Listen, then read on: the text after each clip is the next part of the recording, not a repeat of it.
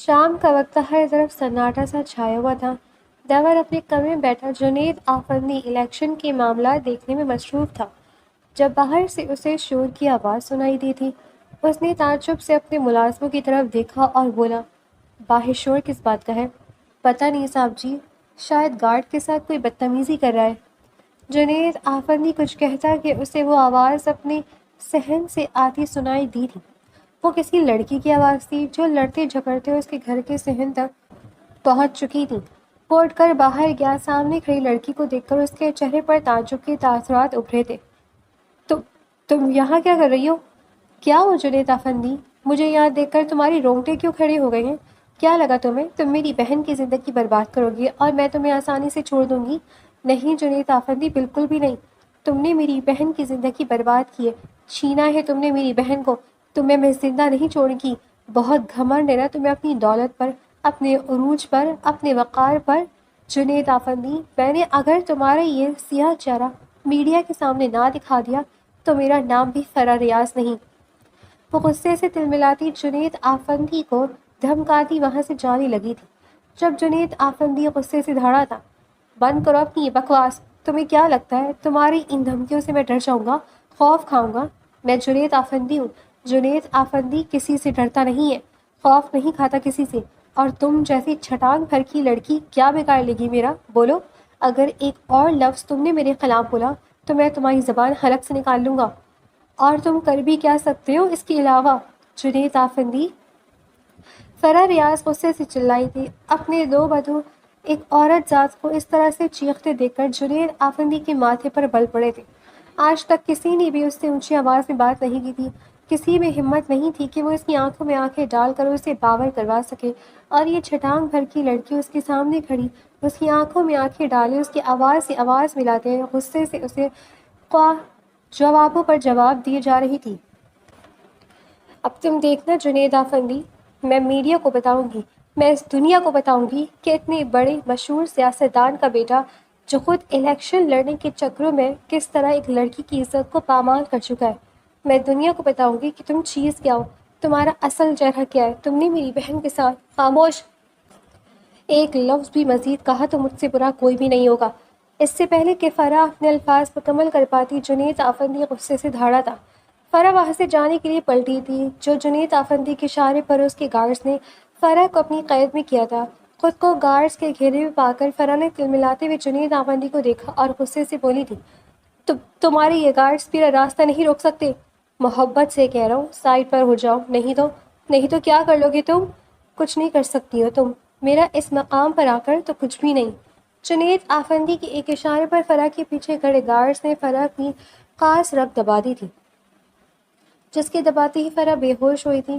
اسے جا کر تہہ خانے میں بند کرو۔ جنید آفندی کے ایک اشارے پر فرح کو فوراً ہی وہاں سے تہہ خانے میں لے جایا گیا تھا۔ جنید آفندی بے صبری سے یہاں وہاں ٹہل رہا تھا۔ وہ جانتا تھا فرح کو اس طرح اپنی قید میں رکھنا اس کے لیے آسان نہیں ہے۔ فرح میڈیا کی ایک ہی بندی تھی۔ اگر وہ غائب ہو گئی اور ذرا سی بھی یہ بات پھیل گئی کہ فرح آخری بار جنید آفندی کی مینشن میں پائی گئی ہے تو جنید آفندی کی تمام تر آنکھیں گر سکتی تھیں۔ جب اچانک ہی جنید آفندی کے ذہن میں ایک زوردار دھماکہ ہوا تھا اور اس نے اپنا فون نکال کر اپنے خاص آدمی کو ایک مولوی کا انتظام کرنے کا حکم دیا تھا۔ تقریباً 3 گھنٹے کی مشقت کے بعد فرح کو ہوش آ ہی گیا تھا۔ فرح نے خود کو ایک خوبصورت سے کمرے میں موجود پایا۔ اس کے سامنے سرخ لباس، سجا سنورا سا کمرہ، اور اس کمرے میں پھیلی مسحور خوشبو اس کے اعصاب پر بھاری سے بھاری تر ہوتی جا رہی تھی۔ اس نے بھاری ہوتی نظر کے ساتھ آس پاس دیکھا۔ تھوڑی ہی دیر میں جنید آفندی اندر داخل ہوا اور 2 ٹوک لہجے میں بولا، جلدی اسے سب پہن کر تیار ہو جاؤ، ذرا سی بھی ہوشیاری کرنے کی کوشش کی تو اپنی بہن کا انجام سوچ لینا۔ جنید آفندی، خبردار جو میری بہن کو مزید کسی بھی طرح کی کوئی تکلیف دینے کی کوشش بھی کی تو میں تکلیف نہیں دوں گا، میں تو اسے تکلیف سے آزاد کرنے کا سوچ رہا ہوں۔ کیا خیال ہے تمہارا؟ جنید آفندی نے اپنے موبائل کی اسکرین اس کی جانب کرتے ہوئے کہا تھا۔ فرح نے موبائل کی اسکرین کی جانب دیکھا تو اس کی ڈاکٹر اپنے ہاتھ میں انجیکشن پکڑے خوف سے اپنے سامنے کھڑے شخص کو دیکھ رہا تھا، جبکہ فرح یہ سب دیکھ کر کہاں پر رہ گئی۔ یہ سب کیا ہے؟ تم آخر کرنا کیا چاہتے ہو؟ زیادہ کچھ نہیں، صرف اتنا چاہتا ہوں کہ تم خاموشی سے یہ نکاح کر لو اور اپنی بہن اور اپنی زبان کو بند کر لو۔ ورنہ یہ ڈاکٹر پہلے سے ہی میری بندوق کی نوک پر بیٹھا ہے۔ ایک اشارہ تمہاری بہن کی جان جا بھی سکتی ہے اور تمہاری ایک چپ تمہاری بہن کی جان بچا بھی سکتی ہے۔ اب فیصلہ تمہارے ہاتھ میں ہے۔ تمہارے پاس آدھا گھنٹہ ہے، جلدی سے تیار ہو کر دلہن کی طرح سج سنور کر ملازمہ کے ساتھ نیچے آ جانا، ورنہ یاد رکھنا آدھے گھنٹے سے 1 منٹ اوپر ہوا تو تمہاری بہن کی زندگی کی رفتار ختم ہو جائے گی۔ جنید آفندی غصے سے کہتا وہاں سے چلا گیا تھا، جبکہ فرح نے چیخ کر اپنے اندر کے درد کو اپنے اندر سے باہر نکالنے کی ناکام سی کوشش کی تھی۔ بھاری دل کے ساتھ اس نے اس بھاری بھرکم لباس کو اٹھایا اور وہ لباس اسے کفن کی طرح محسوس ہو رہا تھا۔ تھوڑی ہی دیر کے بعد وہ اس بھاری بھرکم لباس کو پہن کر باہر آئی جہاں بیوٹیشین اس کا انتظار کر رہی تھی۔ بیوٹیشین نے بہت ہی مہارت سے اس کے خوبصورت سے نئے نقش کو مزید خوبصورت کر دیا تھا۔ دلہن کے روپ میں سجی سنوری وہ بے حد حسین لگ رہی تھی۔ آج اگر اس سب میں اس کی خود کی رضامندی شامل ہوتی، وہ اپنے ہوش و حواس میں ہوتی، تو یقیناً وہ خود کو دیکھ کر شرما ہی جاتی، اس قدر حسین لگ رہی تھی وہ۔ ملازمہ نے فرح کو بازوؤں سے پکڑتے ہوئے جنید آفندی کے پاس لے جا کر بٹھایا تھا۔ تھوڑی دیر میں نکاح کی رسومات ادا ہوئی تھیں۔ فرح نے اپنے آنسوں کا گلا گھونٹتے نکاح نامے پر دستخط کیے تھے۔ قبول ہے کہ القابات اور دستخط کے ساتھ اس کا دل چیخ چیخ کر کہہ رہا تھا کہ جنید آفندی، مجھے تم سے نفرت ہے۔ جنید آفندی، تم جیسا گھٹیا شخص میں نے زندگی میں کبھی نہیں دیکھا۔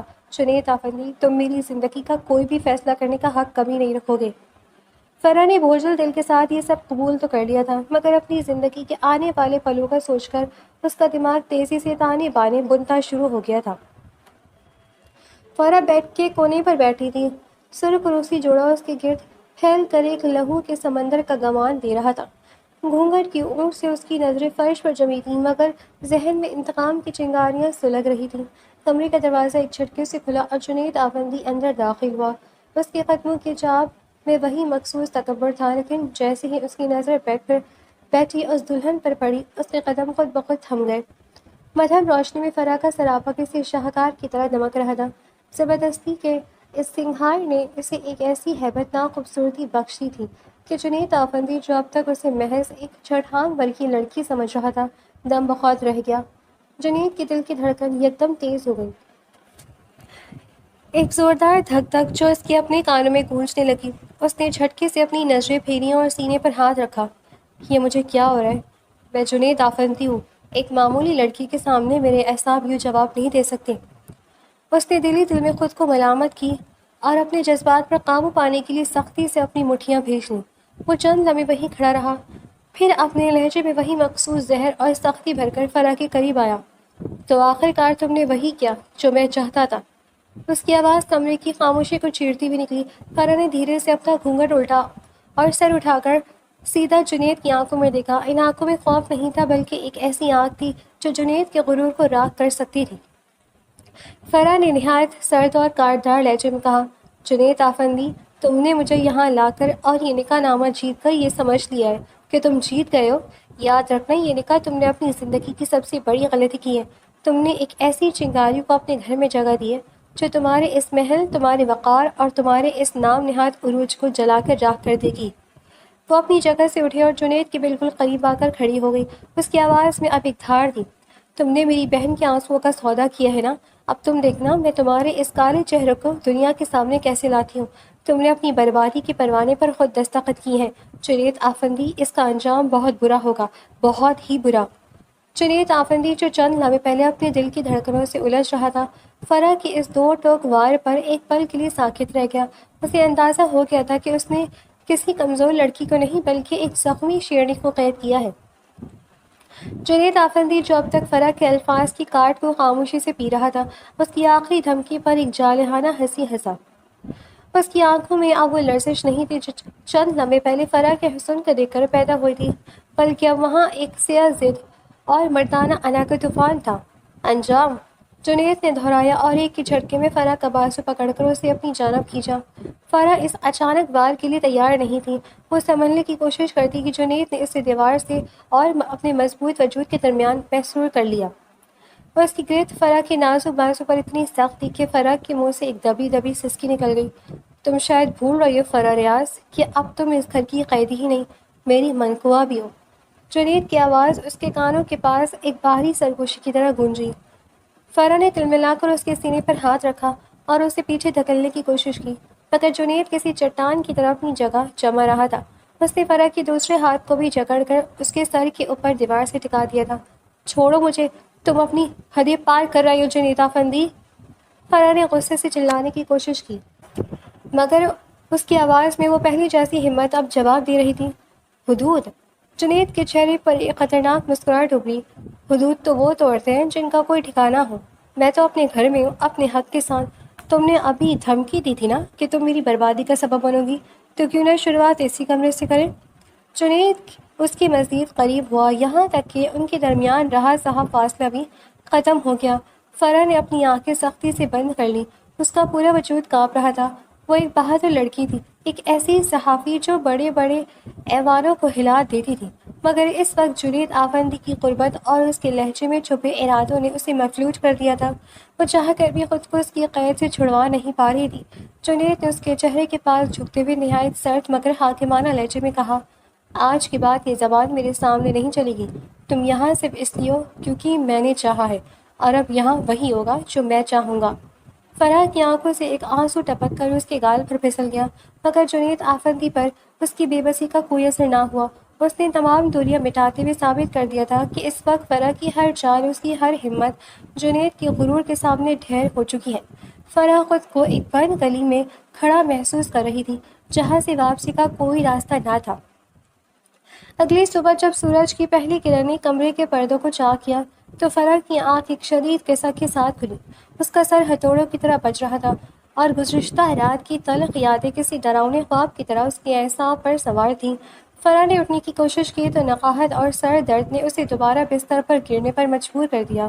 اس نے سختی سے اپنی کنپٹیاں دبائیں اور چند لمحے آنکھیں بند کر کے خود کو سنبھالنے کی کوشش کی۔ رات کی زبردستی، وہ خوف اور جنید آفندی کا وہ حاکمانہ انداز، سب کچھ اس کے ذہن میں نقش تھا۔ لیکن فرح ہار ماننے والوں میں سے نہیں تھی۔ اس نے تمام تر تکلیف کو نظر انداز کیا، واش روم جا کر ٹھنڈے پانی سے چہرہ دھویا اور خود کو کام کے لیے تیار کرنے لگی۔ اس نے اپنے چہرے کے کرب کو میک اپ کی تہوں میں چھپایا اور وہی باوقار صحافی والا روپ دھار لیا، جسے معلوم تھا کہ اس قید سے نکلنے کا واحد راستہ باہر کی دنیا ہے۔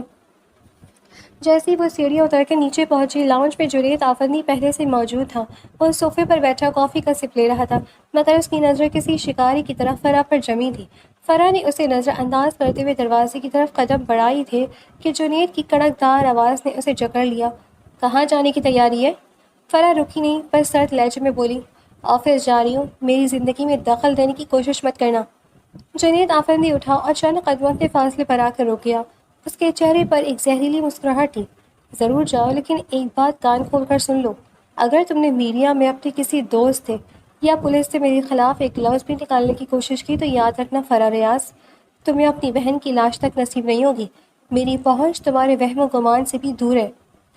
فرح کا خون خشک ہو گیا، اس کے قدم وہیں جم گئے۔ اس نے جنید کی آنکھوں میں دیکھا جہاں سچ مچ کی درندگی تھی۔ اسے احساس ہوا یہ شخص محض دھمکی نہیں دے رہا، یہ واقعی خون بہا سکتا ہے۔ سمجھ گئی یا دوبارہ سمجھاؤں؟ جنید نے اس کے قریب آ کر اس کے ٹھنڈے پڑتے ہاتھ پر گرفت مضبوط کی۔ فرح نے خوف کے مارے اپنی پلکیں جھکائیں اور خاموشی سے سر ہلا دیا۔ اس لمحے اس کی خاموشی میں شکست نہیں بلکہ ایک خوفناک منصوبہ چھپا تھا۔ وہ بغیر کچھ کہے مینشن سے باہر نکل آئی۔ گاڑی میں بیٹھتی ہوئی اس کے ہاتھ کانپ رہے تھے، مگر اس کی آنکھوں میں عزم کی ایک نئی لہر تھی۔ تم نے مجھے اس دیوار سے لگا دیا جنید، جہاں اب میرے پاس کھونے کو کچھ نہیں بچا۔ تم نے میری بہن کو مہرہ بنایا ہے نا، اب میں تمہاری گھر کے اندر رہ کر تمہاری جڑیں کاٹوں گی۔ فرح نے اپنے فون پر ایک خفیہ فولڈر کھولا اور جنید آفندی کے خلاف ان تمام کڑیوں کو جوڑنا شروع کر دیا جو وہ اب تک اکٹھی کر چکی تھی۔ اس نے خاموشی سے اپنا کام شروع کر دیا تھا، ایک ایسا کام جو جنید آفندی کے سیاسی عروج کو ہمیشہ کے لیے قبرستان میں بدلنے والا تھا۔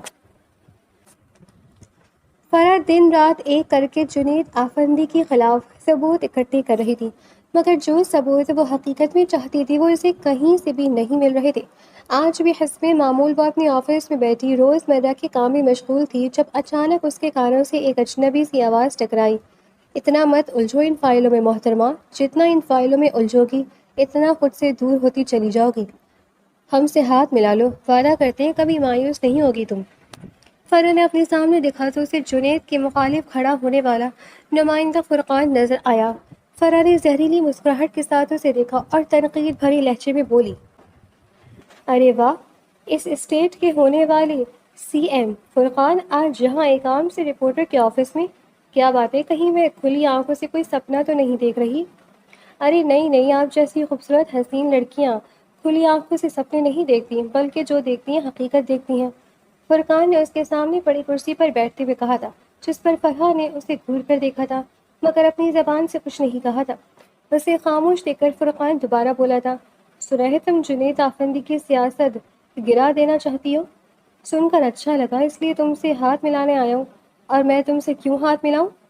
فرحہ نے اپنا ہاتھ آگے بڑھایا تھا جب جواباً فرا بولی تھی۔ فرقان کا خالی ہاتھ ہوا میں ہی معلق ہو کر رہ گیا۔ اس نے اپنے ہاتھوں کی مٹھیاں بھیجتے ہوئے اپنے ہاتھ پیچھے کیے، کرسی سے ٹیک لگا کر اپنی چال میں ایک عجیب سا وقار سجا کر گھمنڈ سے بولا، مجھ سے ہاتھ ملانے کے تمہیں بہت سے فائدے ہیں، مالی فائدہ تمہیں ہوگا، معاشی فائدہ تمہیں ہوگا، اس کے ساتھ ساتھ تم اپنے مقصد میں بھی کامیاب ہو جاؤ گی، اور تمہاری بہن جس کی حالت کا ذمہ دار جنید آفندی ہے، اسے بھی انصاف مل جائے گا۔ اپنی بہن کے ذکر پر فرح کے چہرے پر حیرت کے آثار نمودار ہوئے، جیسے اس نے کمال مہارت سے چھپا لیا تھا، اور پھر اپنے ہاتھوں میں پکڑی پینسل کو اپنے کانوں میں اڑستے اپنی کرسی سے اٹھ کر فرقان کی کرسی کے قریب آئی اور قدرے جھک کر بولی، اپنا یہ وقار، اپنا یہ گھمنڈ، اپنی یہ انا، اپنی یہ انصاف، اپنی یہ مالی فائدہ اب اور اپنا یہ معاشی فائدہ، یہ دونوں یہاں سے اٹھائیں اور نکلتے بنے۔ اس سے پہلے کہ میں یہ سب چیزیں آپ کے منہ پر سود سمیت مار دوں، اور دوبارہ اگر یہاں پر آپ آئے یا آپ نے یہاں کا رخ بھی کیا تو یاد رکھنا، جنید آفندی کا تو نہیں پتا، مگر ہاں تمہاری سیاست گرانے میں وقت نہیں لگے گا مجھے۔ فرح کی بدتمیزی بھرے جواب پر فرقان غصے سے تلملا اٹھا، اوقات مت بھولو تم اپنی فرح، تم جانتی بھی ہو کہ تمہاری زبان درازی کے بدلے تمہیں کتنا بڑا خمیازہ بھگتنا پڑے گا۔ اپنی اوقات تو آپ بھول لگے فرقان صاحب، میں ایک رپورٹر ہوں، جرنلسٹ ہوں، اس کا یہ مطلب نہیں ہے کہ آپ کا جب دل چاہے گا آئیں گے، آپ مجھے خریدنے کی بات کریں گے اور جب دل چاہے گا آپ استعمال کر کے پھینک دیں گے۔ فرح کی غصے سے بھری آواز باہر سے گزرتے اس کے ایچ آر مینیجر نے بھی سن لی تھی، جو فوراً ہی اندر آیا، اپنے فرح کے سامنے بیٹھے فرقان کو دیکھ کر فوراً فرح کے قریب آیا۔ اس نے اسے پیچھے کی جانب کیا تھا اور بولا، سر آپ پلیز باہر آ جائیں، یہاں پر الاؤ نہیں ہے کسی بھی اسٹاف سے اس طرح سے بات کرنا، آپ باہر نہیں آئیں گے تو بات بڑھ بھی سکتی ہے۔ ایچ آر مینیجر نے گھبراتے ہوئے کہا تھا۔ فرقان سمجھ چکا تھا کہ فرح سے اس وقت ٹکر لینا اس کے لیے کتنا خطرناک ہو سکتا ہے، اس لیے وہ خاموشی سے وہاں سے نکل کر چلا گیا تھا۔ فرحہ نے غصے سے اپنا سامان اٹھایا اور گھر کے لیے نکل دی۔ گھر پہنچے تو جنید آفندی ڈاکٹر سے بات کر رہا تھا۔ ڈاکٹر کی بات سن کر فرح حیران پریشان وہاں کھڑی ہو گئی۔ وہ بھی اندر جانا چاہتی تھی کہ جنید آفندی کی آواز پھر سے اس کے کانوں سے ٹکرائی تھی۔ جنید آفندی کی بات سن کر فرح کو لگا جیسے اس نے کچھ غلط سن لیا ہو۔ اسے یقین ہی نہیں آ رہا تھا کہ جنید آفندی اس کی سوچوں سے اس قدر مختلف ہوگا۔ فرح کے قدموں کی چاپ وہیں تھم گئی تھی۔ جنید آفندی جو ہمیشہ اس کے سامنے ایک شفاق اور سنگدل انسان بن کر ابھرا تھا، اس وقت ڈاکٹر کے سامنے کسی اور ہی روپ میں کھڑا تھا۔ ڈاکٹر اس کے سامنے چند میڈیکل رپورٹس کھولے رکھے بہت محتاط لہجے میں بات کر رہا تھا، سر ان کی حالت اب بہتر ہے، لیکن آپ نے جو اسپیشل میڈیسن بیرون ملک سے منگوائی ہے اس کے نتائج حیران کن ہیں۔ اگر آپ بر وقت یہ سب نہ کرتے تو شاید وہ کوما سے کبھی باہر نہ آ پاتی۔ جنید آفندی نے گہرا سانس لیا اور کھڑکی کے باہر دیکھتے ہوئے بہت دھیمے لہجے میں کہا، وہ تندرست ہونی چاہیے، اسے ہر وہ سہولت دو جس کی اسے ضرورت ہے، کسی کو بھی اس بات کی کانوں کان خبر نہیں ہونی چاہیے کہ وہ یہاں میرے زیر نگرانی ہے، خاص طور پر فرح کو نہیں۔ وہ سمجھے گی کہ میں اسے بلیک میل کر رہا ہوں، لیکن حقیقت یہ ہے کہ اس کی بہن کی جان اس وقت صرف میرے پاس ہی محفوظ ہے۔ وہ فرقان اور اس کے کارندے وہ اسے مارنے کی کوشش کر چکے ہیں تاکہ اس کا الزام مجھ پر لگا سکے۔ فرح کے پاؤں تلے سے زمین نکل گئی، اسے اپنی سماعتوں پر یقین نہیں آ رہا تھا۔ جس شخص کو وہ اپنی بہن کی عزت و آبرو کا قتل اور دشمن سمجھ رہی تھی، وہی پس پردہ اس کی زندگی بچانے کے لیے تگ و دو کر رہا تھا۔ فرح نے اپنی حیرت کو اپنے وجود کے اندر کہیں گہرا دفن کر دیا تھا۔ وہ جانتی تھی کہ اگر اس نے اس وقت جنید کے سامنے اپنی کمزوری ظاہر کی تو وہ کبھی سچائی کی تہہ تک نہیں پہنچ پائے گی۔ وہ خاموشی سے وہاں سے پلٹی اور اپنے کمرے میں چلی گئی۔ اس کے ذہن میں صرف ایک ہی سوال گردش کر رہا تھا، آخر اس رات ہوا کیا تھا؟ رات کے سائے گہرے ہو چکے تھے۔ فرح بیڈ پر بیٹھی اپنے لیپ ٹاپ پر انگلیاں چلا رہی تھی، مگر اس کی نظریں اسکرین پر ہونے کے باوجود ذہن کہیں اور تھا۔ وہ ہسپتال کے ریکارڈز اور اس رات کی سی سی ٹی وی فوٹیج ڈھونڈنے کی کوشش کر رہی تھی جو پراسرار طور پر غائب کر دی گئی تھی۔ اسی لمحے کمرے کا بھاری دروازہ کھلا اور جنید آفندی اندر داخل ہوا۔ اس کے چہرے پر تھکن کے آثار تھے، مگر آنکھوں میں وہی پرانی تیزی تھی۔ فرح نے اسے دیکھ کر لیپ ٹاپ ایک طرف رکھا اور تیکھے لہجے میں بولی، میری بہن کہاں ہے جنید آفندی؟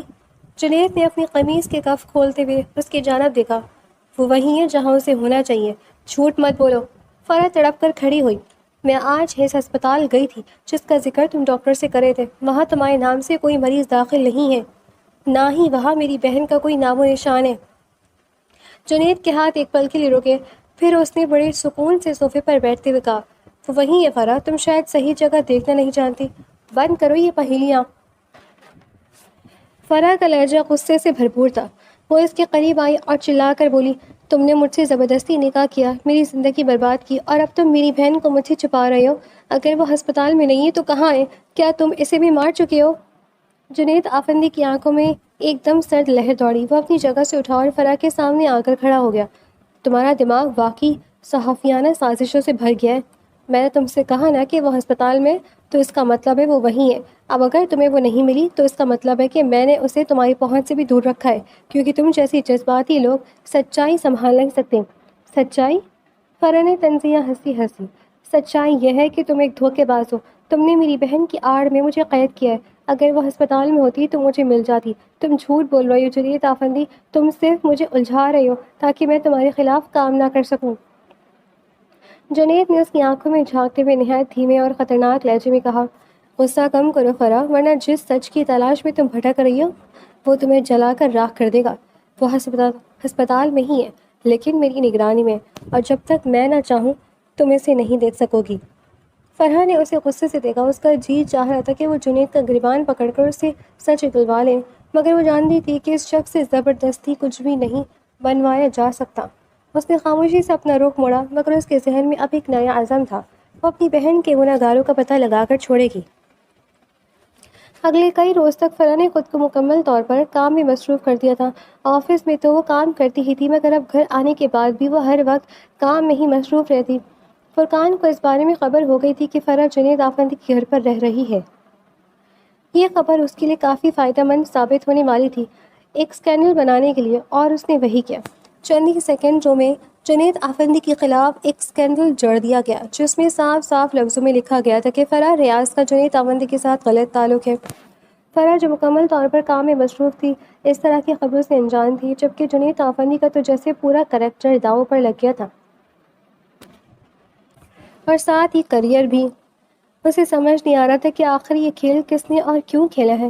وہ اچھی طرح جانتا تھا کہ فرح کبھی ایسا نہیں کرے گی، کیونکہ فرح اپنی بہن کے مجرموں کو تلاش کر رہی تھی۔ تو پھر کون تھا یہ جس نے ایسی حرکت کی تھی؟ اور اگر کی بھی تھی تو اس نے فرح کو اپنے مضبوط مقصد کا نشانہ کیوں بنایا؟ یہ سوال سوچ سوچ کر جنید آفندی کا سر درد سے پھٹا جا رہا تھا۔ دوسری طرف فرح جو ان سب چیزوں میں الجھی ہوئی تھی، اچانک ہی اسے اس کی ایچ آر مینیجر کی طرف سے فون آیا۔ فرح نے الجھتے فون اٹھا کر کان سے لگایا۔ ہیلو؟ اس کی تھکی تھکی سی آواز سن کر دوسری جانب ایچ آر مینیجر نے ایک گہرا سانس لیا اور بولا، کہا تھا نا تم سے سیاست کے معاملوں سے دور رہو، تمہارے کردار پر کیچڑ اچھل چکا ہے، اور یہ کیچڑ اچھالنے والا کوئی اور نہیں، فرقان ہے۔ کیا کہہ رہے ہیں آپ سر؟ مجھے کچھ سمجھ نہیں آ رہی۔ فرح، ہوش کی دنیا میں واپس لوٹو۔ تم کیوں نہیں سمجھ پا رہی ہو؟ تمہارے کردار کو گندا کر دیا گیا ہے۔ کیوں نہیں دیکھ رہی ہو تم میڈیا؟ کیوں نہیں دیکھ رہی ہو تم خبریں؟ کیوں نہیں سمجھ پا رہی ہو تم اپنے آس پاس کے لوگوں کو؟ میں تمہیں سمجھا رہا ہوں کیونکہ میں تمہیں اپنی بچوں کی جگہ مانتا ہوں۔ نکل آؤ اس دلدل سے۔ یہ سیاست ایک ایسا دلدل ہے کہ یہاں جو پھنستا ہے وہ پھنستا ہی چلا جاتا ہے۔ ایک لنک بھیجا ہے، وہ لنک دیکھو۔ فرح نے موبائل کان سے ہٹاتے ہوئے لنک دیکھا تو اس کے چہرے کی ہوائیاں اڑ گئیں۔ وہاں پر کسی اور نیوز چینل کی اینکر چیخ چیخ کر کہہ رہی تھی، فرح اور جنید آفندی کے آپس میں ناجائز تعلقات ہیں۔ فرح کا تو دماغ ہی گنگ ہو گیا تھا۔ فکر مت کرے، بس کچھ دن اور صبر کریں۔ ان کی اینٹ سے اینٹ نہ بچا دی تو میرا نام فرح آفندی نہیں۔ فرح انجانب ہی اپنے نام کے ساتھ پہلی بار جنید آفندی کا نام ملا گئی تھی۔ فرح نے کہتے ہی فون بند کر دیا تھا اور اپنے کام میں پھر سے مصروف ہو گئی تھی۔ کچھ ہی دیر گزری تھی کہ اس کے موبائل پر ایک انون نمبر سے کال آئی۔ کال اٹھا کر اس نے جو دوسری جانب سے سنا اس سے تو فرح کے جیسے وار نیارے ہو گئے تھے۔ فرح نے جلدی سے کام ختم کیا۔ تیار ہونے کے لیے اس نے خود کو واش روم میں بند کر دیا تھا۔ تھوڑی ہی دیر میں وہ ہلکے فیروزی رنگ کا لباس پہنے شیشے کے سامنے کھڑی سجنے سنورنے میں مصروف تھی۔ مکمل تیاری کے بعد اس نے ایک نظر خود کو دیکھا اور ہلکے سے مسکرا دی۔ گھڑی پر نظر ڈالتے ہوئے وہ نیچے آئی۔ ملازمہ کے ساتھ اس نے کھانا سجایا۔ اتنی ہی دیر میں جنید آفندی اپنے خاص آدمی سے صبح والے اسکینڈل کے بارے میں بات کرتے ہوئے اندر آ رہا تھا۔ اپنے سامنے فرح کو دیکھ کر وہ ٹھٹک سا گیا۔ فرح کا یہ نیا سے روپ جنید آفندی کو اپنی گرفت میں جکڑ رہا تھا۔ جنید نے فوراً ہی اپنے سر کو بری طرح جنبش دی اور وہاں سے چلا گیا۔ فرح ہلکے سے مسکرا دی۔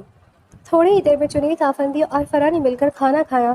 اس دوران میز پر مکمل خاموشی تھی، مگر فرح کے چہرے پر پھیلتی مسکراہٹ صاف بتا رہی تھی کہ اس کے اندر کچھ نہ کچھ تو پک رہا ہے۔ اچانک ہی جنید آفندی کا فون بجا۔ فون پر اس کے بابا کی کال تھی۔ کال اٹھاتے ہوئے اس نے فون کان سے لگایا اور ادب سے بولا، السلام علیکم بابا جان۔ وعلیکم السلام، کیسے ہو تم؟ سنا ہے تمہارا کسی لڑکی کے ساتھ کوئی ناجائز تعلق؟ بابا یہ کیسی باتیں کر رہے ہیں آپ؟ جنید آفندی کے والد کا جملہ مکمل بھی نہ ہوا تھا کہ جنید آفندی نے ان کی بات ٹوکتے ہوئے کہا، آپ اچھے سے جانتے ہیں اپنے بیٹے کو، آپ کا بیٹا کبھی بھی ایسی نیچ حرکت نہیں کر سکتا۔ ہم جانتے ہیں اپنے بیٹے کو، مگر یہ زمانہ نہیں جانتا ہمارے بیٹے کو۔ تم پر جو الزام لگا ہے اس الزام کو جلد از جلد ہٹاؤ۔ اور کون ہے وہ لڑکی؟ کیا نام ہے اس کا؟ وہ کسی چینل کی جرنلسٹ ہے نا؟ فرح نام ہے اس کا بابا، فرح ریاض۔ ہاں بالکل وہی لڑکی۔ کیا کر رہی ہے وہ تمہارے گھر؟ بابا نکاح کیا ہے میں نے اس سے۔ نکاح؟ تم نے نکاح کر لیا اور مجھے بتایا بھی نہیں؟ حالات کچھ ایسے ہو گئے تھے کہ مجھے نکاح کرنا پڑا۔ آپ فکر مت کریں، میں سب کچھ سنبھال لوں گا۔ ٹھیک ہے، تمہاری بی جان کو جب سے اس بارے میں پتہ چلا ہے اور تمہاری ماں کو بھی، وہ تو پیچھے ہی پڑ گئی ہیں۔ آپ انہیں بتا دیں جو میں نے آپ سے کہا ہے۔ وہ تو میں انہیں بتا دوں گا، مگر پھر وہ اس لڑکی سے ملنے کی ضد کریں گی۔ ٹھیک ہے، ان کی یہ خواہش بھی بہت جلد پوری کر لوں گا، مگر کم از کم پہلے میں یہاں پر یہ سارے معاملات سدھارنا چاہتا ہوں۔ ٹھیک ہے۔ کچھ ضروری باتوں کے بعد فون بند کر دیا گیا تھا۔ جنید آفریدی نے فرح کی جانب دیکھا اور گلا کھنکارتے ہوئے کہا، میرے بابا کی کال تھی، تمہارے اور میرے نکاح کے بارے میں انہیں بتایا ہے۔ یقیناً وہ بی جان اور اماں بھی کو بھی ساتھ لائیں گے اور وہ بتا دیں گے، اور پھر وہ تم سے ملنے کی ضد کریں گے۔ اگر تم ان سے جا کر مل لو گی تو اچھا ہوگا۔ اور یہ آپ مجھے حکم دے رہی ہیں یا مجھ سے ریکویسٹ کر رہی ہیں؟ اتنے عرصے میں یہ پہلی بار تھا کہ فرح کا لہجہ نرم تھا۔ فرح کے لہجے میں نرمی دیکھ کر جنید آفندی نے حیرت سے اسے دیکھا، پھر اپنی حیرتوں کو مصنوعی غصے کے پیچھے چھپاتے ہوئے تلخی سے بولا، میں تم سے ریکویسٹ نہیں کر رہا، تمہیں کہہ رہا ہوں، حکم دے رہا ہوں کہ تم ان سے ملنے کے لیے جاؤ گی۔ جبکہ دل ہی دل میں وہ اعتراف کر رہا تھا کہ وہ اس پر حکم نہیں چلا رہا بلکہ اس سے التجا کر رہا ہے۔ فرح ہلکے سے مسکرا دی مگر ہونٹوں سے ایک لفظ بھی ادا نہ کیا۔ کھانا کھانے کے بعد فرح اپنے کمرے میں جا کر سکون سے سو گئی۔ اگلی صبح فرح دیر تک سوتی رہی۔ جنید نے بھی اس کے چہرے پر موجود سکون کو محسوس کر لیا تھا۔ اس نے ملازمہ کو اس کے کمرے میں جانے سے سختی سے منع کر دیا تھا اور کہا تھا کہ جب تک وہ نہ جاگے کوئی اسے تنگ نہیں کرے گا۔ فرح کی آنکھ 3 بجے کھلی۔ اس کی نظریں جیسی گھڑی پر گئیں وہ ٹھٹک گئی۔ وہ فوراً اٹھ کر فریش ہونے کے بعد نیچے گئی جہاں ملازمہ کچن میں بیٹھی کام کر رہی تھی۔ فرح کو دیکھ کر فوراً ہی اس کے لیے ناشتہ تیار کر کے میز پر سجایا۔ فرح نے اسے دیکھ کر تھوڑی ناراضگی بھرے لہجے میں کہا، اتنی دیر سے سو رہی تھی، مجھے آ کر جگایا کیوں نہیں آپ نے؟ بی بی جی، صاحب جی نے منع کیا تھا کہ اگر آپ کو جگائے تو بہت برا ہوگا، آپ اپنے وقت پر جس وقت بھی جاگ سکتی ہیں۔ انہوں نے منع کیا تھا؟ مگر کیوں؟ وہ کہہ رہے تھے کہ آپ کافی دنوں سے سکون سے سوئی نہیں ہیں، آج آپ سکون سے سو رہی تھی تو آپ کو سکون سے سونے دیا جائے۔ ہو نو جنید آفندی، اتنا اچھا بھی ہو سکتا ہے؟ بی بی جی، وہ بہت اچھے ہیں، بس انہیں پہچاننے والے آنکھ نہیں ہیں کسی کے پاس۔ وہ کہتے ہیں نا، ہیرے کی اصل قیمت تو صرف جوہری کیوں معلوم ہوتی ہے۔ ملازمہ اپنی بات کہہ کر وہاں سے چلی گئی تھی۔ اچانک فرح کی نظر سامنے کمرے کی جانب گئی۔ اس نے حیرت سے پوچھا، یہ سامنے کمرہ کھلا کیوں ہے؟ جہاں تک مجھے یاد ہے شروع میں ہی کمرہ بند رہتا تھا۔ جی بی بی جی، وہ صاحب جی کسی لڑکی کا علاج کروا رہے، اب تو وہ لڑکی بہت بہتر ہو گئی ہے، باتیں بھی کر لیتی تھوڑی بہت۔ صاحب جی کافی دیر تک بیٹھ کر اس سے باتیں کرتے رہتے ہیں۔ لڑکی؟ جی، بس اسی کے علاج کے لیے یہ دروازہ کھلا رکھا ہے صاحب جی نے۔ فرح نے اپنا ناشتہ وہیں چھوڑ دیا۔ وہ گھبراتے ہوئے اس کمرے کی جانب بڑھی۔ اسے ڈر لگ رہا تھا کہ کہیں جنید آفندی کے دل میں اس کی زندگی میں کوئی اور لڑکی نہ ہو۔ وہ گھبراتے ہوئے دروازے کی جانب بڑھی۔ اس نے جیسے ہی دروازہ کھولا اس پر حیرتوں کا پہاڑ ٹوٹ گیا۔ فرح نے لرزتے ہاتھوں سے جیسے ہی کمرے کا بھاری دروازہ کھولا، ادویات کی کڑوی بو اور ہسپتال جیسی مخصوص خاموشی نے اسے اپنی لپیٹ میں لے لیا۔ سامنے بیڈ پر ایک نحیف سی لڑکی بیٹھی تھی جس کے ہاتھ پر ڈرپ لگی ہوئی تھی۔ جیسے اس لڑکی نے گردن موڑ کر دیکھا، فرح کے قدموں تلے سے زمین نکل گئی۔ ثنا؟ وہ لڑکی فرح کی چھوٹی بہن ثنا تھی۔ فرح دیوانہ وار بھاگتی ہوئی اس کے پاس پہنچی اور اسے اپنے سینے سے لگا لیا۔ دونوں بہنیں ایک دوسرے کو پکڑ کر پھوٹ پھوٹ کر رونے لگی۔ فرح کو یقین نہیں آ رہا تھا کہ جس بہن کے ٹھیک ہونے کی امید وہ کھو چکی تھی، آج اس کی بہن اس کے سامنے صحیح سلامت تھی۔ آپ بھی؟ وہ لوگ مجھے مارنے کے لیے ہسپتال پہنچ گئے تھے۔ جنید بھائی مجھے وہاں سے بچا کر یہاں لے آئے۔ انہوں نے میرا علاج کروایا اور میں نے سنا آپ کے اور جنید بھائی کے بارے میں جو اسکینڈل چلا۔ آپ ہی؟ جنید بھائی نے کچھ بھی نہیں کیا، یہ سب ان لوگوں کی چال تھی۔ ان لوگوں نے یہ سب کیا۔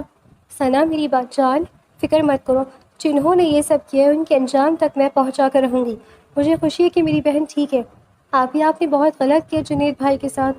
انہوں نے میرے ساتھ کچھ غلط نہیں کیا تھا، انہیں تو اس بارے میں کچھ پتہ بھی نہیں تھا۔ وہ بہت اچھے ہیں۔ میں جانتی ہوں میں نے غلطی کی، مگر اس غلطی نے مجھے ایک اچھے انسان سے ملا دیا۔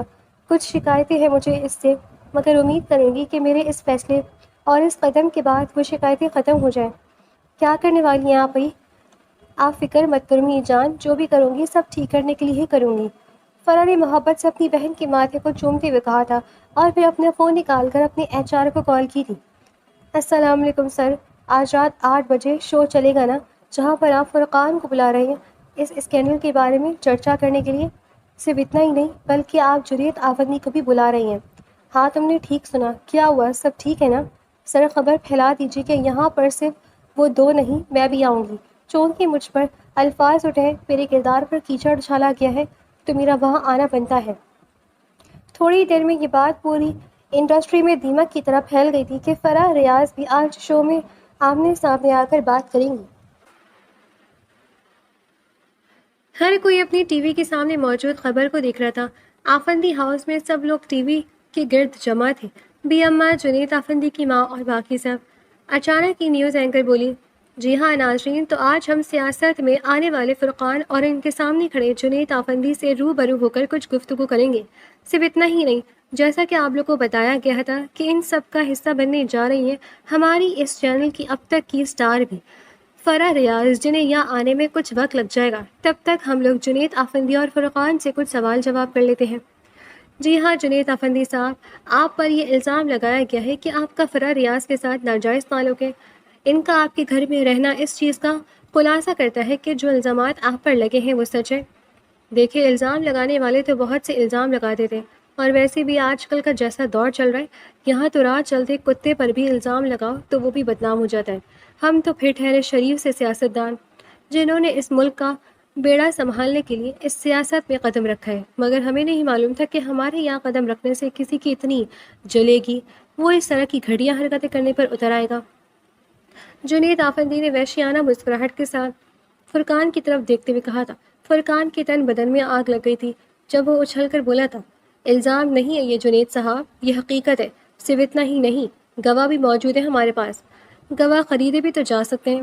ہر چیز خریدی نہیں جاتی جنید آفندی صاحب، سچائی بھی کچھ ہوتی ہے، سچائی بھی کسی چڑیا کا نام ہے۔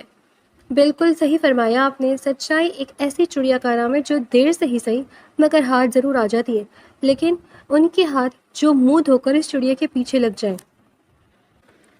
اچانک کی فرح کی آواز سب کی سماعتوں سے ٹکرائی تھی۔ کیمرہ مین نے فوراً ہی اپنے کیمرے کا رخ فرح کی جانب کیا تھا۔ اب ہر ٹی وی پر فرح کا چہرہ جگمگا رہا تھا۔ فرح کے چہرے کا وقار، اس کے لہجے کا اعتماد وہاں موجود ہر شخص کے دل کو دھڑکا رہا تھا۔ جنید آفندی کو امید نہیں تھی کہ فرح اس کے آدمیوں کے سخت پہرے میں رہنے کے باوجود بھی نکل کر یہاں پہنچ جائے گی۔ وہ ہرگز نہیں چاہتا تھا کہ فرح یہاں آئے۔ فرح تم یہاں؟ ایک منٹ آفندی صاحب، آج میں اس فرقان سے روبرو بات کرنا چاہتی ہوں۔ مقروض ہو تمہاری فرقان کہ تم نے میرے اور آفندی صاحب کے رشتے کے بارے میں شور مچا دیا۔ کبھی سوچا نہیں تھا کہ میری شادی کا چرچا یہ نیوز چینل میں ہوگا۔ ارے کیا ہو گیا؟ ایک دن سے یہ جیم ہو گیا شروع ہو گئی ہے سب میں۔ فرح کی اس بات سے ٹی وی چینل کے ساتھ ساتھ آس پاس موجود لوگوں میں بھی جیم ہو گیا شروع ہو گئی تھی۔ جب فرح فوراً بولی تھی، میرا آفندی صاحب کے ساتھ کیا رشتہ ہے؟ میں آفندی صاحب کے گھر کیوں رہتی ہوں؟ میں یہاں کیوں کھڑی ہوں؟ میں نے آفندی صاحب کو کیوں ٹوکا، کیوں روکا؟ اس سب کے جواب دوں گی، مگر اس سے پہلے میں فرقان صاحب سے ایک سوال کا جواب چاہتی ہوں۔ اور فرقان صاحب، اجازت ہے آپ کی؟ فرح نے فرقان کی جانب دیکھتے ہوئے کہا تھا، جس پر فرقان اپنے بالوں میں ہاتھ پھیرتے ہوئے مسکرا کر بولا تھا، اجازت ہے، پوچھیں کیا پوچھنا چاہتی ہیں؟ آپ کو یاد ہے کچھ مہینے پہلے آپ ایک کلب گئے تھے، وہاں پر ایک لڑکی آئی تھی، ثنا نام کی، کیا آپ بتا سکتے ہیں وہ لڑکی اس وقت کہاں ہے؟ ثنا، یہ نام اب فرقان کے کانوں میں گونج رہا تھا، یہ کیسے بھول سکتا تھا وہ یہ نام؟ یہی تو وہ نام تھا جس کی وجہ سے وہ جنید آفندی کی تمام سلطنت گرا دینا چاہتا تھا۔ اس کے رنگ ہوا میں کہیں اور سے گئے تھے۔ کیا ہو فرقان صاحب، آپ ٹھیک تو ہے نا؟ پانی چاہیے، جوس پئیں گے یا پھر آپ کے لیے میں ملک شیک منگواؤں؟ یہ تم کیا باتیں کر رہی ہو؟ میں وہی باتیں کر رہی ہوں جو آپ سن رہے ہیں فرقان صاحب۔ میں آپ سے اپنی چھوٹی بہن ثنا کے بارے میں پوچھ رہی ہوں، جس کی عزت و آبرو کی آپ نے دھجیاں اڑا دی۔ میں اس لڑکی کی بات کر رہی ہوں جس کی معصومیت آپ نے اپنے پیروں تلے رون ڈالی۔ میں اس انسان کی بات کر رہی ہوں جس کو آپ نے اپنی نفرت، اپنی ہوس کا نشانہ بنا کر الزام ایک ایسے انسان پر ڈال دیا جس کا حسب حقیقت اس سب سے کوئی تعلق ہی نہیں ہے، جس کا یہ سب میں کسی طرح کا کوئی ہاتھ ہی نہیں ہے۔ میں اس لڑکی کی بات کر رہی ہوں جس کو انصاف دلانے کے لیے آپ میرے قریب آئے تھے، میرے پاس آئے تھے، یہ کہنے کے لیے کہ میں آپ کے ساتھ مل کر اس انسان کو سزا دلواؤں جس کا قصور ہی نہیں تھا۔ بولیے فرقان صاحب، کیا کہیں گے آپ اس بارے میں؟ یہ جھوٹ ہے، الزام ہے یہ مجھ پر۔ نہیں، یہ الزام نہیں ہے، یہ حقیقت ہے، اور اس کا ثبوت FIA کو دے چکی ہوں۔ FIA کا نام سن کر فرقان کے چہرے کا رنگ اڑ گیا تھا۔ فرح بولی تھی، کاش مجھ پر کیچڑ اچھالنے سے پہلے ایک بار جان لیتے میرا اور جنید آفندی کا تعلق۔ ہاں، میں فرح ریاض اعلان کرتی ہوں سب کے سامنے، میرا جنید آفندی کے ساتھ رشتہ ہے، مگر کوئی ناجائز رشتہ نہیں، بلکہ پورے حق اور حلال کا رشتہ ہے۔ آفندی صاحب میرے شوہر ہیں، جنید آفندی فرح آفندی کے شوہر ہیں۔ ہے کسی میں ہمت جنید آفندی کے خلاف ایک لفظ بھی بولے؟ ہے کسی میں ہمت مجھ پر کیچڑ اچھالے؟ اور آپ فرقان صاحب، آپ کو کیا لگا آپ اس دن آئیں گے میرے آفس میں، آ کر کہیں گے کہ آپ میری بہن کو انصاف دلانا چاہتے ہیں اور میں آپ کی باتوں میں آ جاؤں گی؟ سچ پوچھوں نا تو اس وقت مجھے دھچکا لگا۔ میں یہ سوچ کر حیران تھی، میری بہن کی سچائی جو صرف میں اور آفندی صاحب جانتے ہیں، وہ بات باہر کیسے آ گئی؟ یقیناً میں نے تو یہ بات پھیلائی نہیں، اور آفندی صاحب وہ اتنے گرے ہوئے تو ہے نہیں کہ اس طرح کے ہتھ کنڈے استعمال کریں گے۔ شک آپ پر گیا اور پھر میں نے آپ کے خلاف ثبوت اکٹھے کیے، پھر مجھے فون آیا۔ جانتے ہو اس فون میں مجھے کیا ملا؟ اس فون کرنے والے گمنام شخص نے مجھے ایک پن ڈرائیو کے بارے میں بتایا۔ میں جب اس شخص سے ملی تو پتہ چلا میری بہن کو جس راستے سے آپ نے کڈنیپ کیا تھا وہاں پر CCTV فوٹیج لگی تھی، اور اس میں آپ کی فل تصویر قید ہو گئی ہے۔ فرقان کے ہاتھ پاؤں ٹھنڈے پڑ گئے تھے، اس کے چہرے پر ٹھنڈے پسینے آ رہے تھے۔ اسے سمجھ نہیں آ رہا تھا کہ وہ کیا کرے۔ ابھی وہ کچھ کہنے والا تھا کہ FIA نے وہاں پر چھاپا مارا، فرقان کو ہتھکڑیاں ڈال کر وہاں سے لے جایا گیا۔ ماحول ایک دم سے گرم ہو گیا تھا۔ نیوز اینکر اور وہاں پر موجود ہر شخص دم بخور تھا۔ کسی کو کچھ سمجھ نہیں آ رہی تھی کہ آخر یہاں پر ہوا کیا ہے۔ فرح نے پاس پڑے صوفے کی جانب دیکھا، سکون سے اس کی جانب جا کر ٹانگ پر ٹانگ رکھتے بیٹھتے ہوئے بولی، آج کل ہم لوگ ہر طرح کی افواہوں پر یقین کر لیتے، جاننے کی کوشش نہیں کرتے کہ اس کا حقیقت کے ساتھ کتنا گہرا تعلق ہے۔ ہر کسی کے دو پہلو ہوتے ہیں، اور ہر انسان کے دماغ میں اللہ نے عقل نام کی ایک چیز ڈالی ہے۔ اگر آپ لوگ اس طرح کی افواہوں پر یقین کرنے لگے، لوگوں پر تنقید کرنے لگے، تو آپ عزت داروں پر کیچڑ اچھالنے کے علاوہ اور کچھ نہیں کر رہے۔ اس لیے کسی بھی تنقید کو کسی دوسرے پر فٹ کرنے سے پہلے سوچ لیں، جان لیں، سمجھ لیں کہ آپ جو کہہ رہے ہیں، جو کر رہے ہیں، کیا وہ ٹھیک ہے؟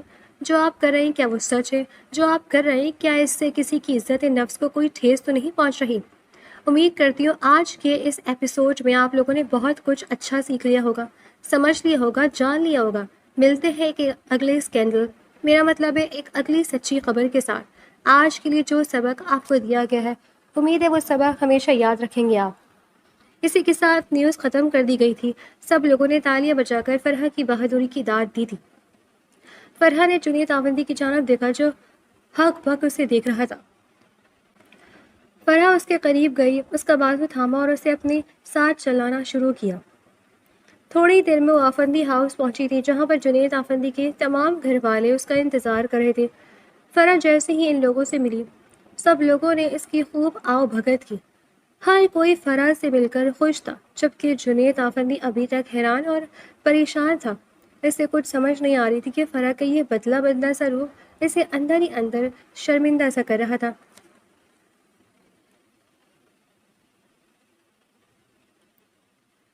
رات کے پچھلے پہر جب گھر کے تمام ہنگامے تھم گئے اور مہمان رخصت ہو گئے، جنید آفندی بیلکنی میں کھڑا دور آسمان کو دیکھ رہا تھا۔ اس کے ذہن میں بار بار فرح کا وہ جملہ گونج رہا تھا، آفندی صاحب میرے شوہر ہیں۔ قدموں کی چاپ نے اسے چونکا دیا۔ فرح ہاتھ میں کافی کے 2 مگ لیے اس کے پاس آ کر کھڑی ہو گئی۔ اب اس کے چہرے پر وہ غصہ یا انتقام نہیں تھا، بلکہ ایک عجیب سا سکون تھا۔ ابھی تک حیرت میں ہے؟ فرح نے ایک مگ اس کی طرف بڑھاتے ہوئے دھیمے سے پوچھا۔ جنید نے مگ تھام لیا مگر اس کی نظریں فرح کے چہرے پر جمی تھیں۔ اس نے ایک گہرا سانس لیا اور بھرائی ہوئی آواز میں بولا، فرح، میں نے کبھی سوچا بھی نہیں تھا کہ تم یہ سب کرو گی۔ میں نے تمہیں قید کیا، تم پر حکم چلایا، تمہاری نظروں میں گر گیا، مگر تم نے نہ صرف میری ساکھ بچائی بلکہ میری زندگی کو ایک نیا وقار بخش دیا۔ میں شرمندہ ہوں فرح۔ فرح نے ہلکی سی مسکراہٹ کے ساتھ اسے دیکھا۔ شرمندگی کیسی آفندی صاحب؟ آپ نے میری بہن کی جان بچائی، اسے وہ تحفظ دیا جو میں شاید کبھی نہ دے پاتی۔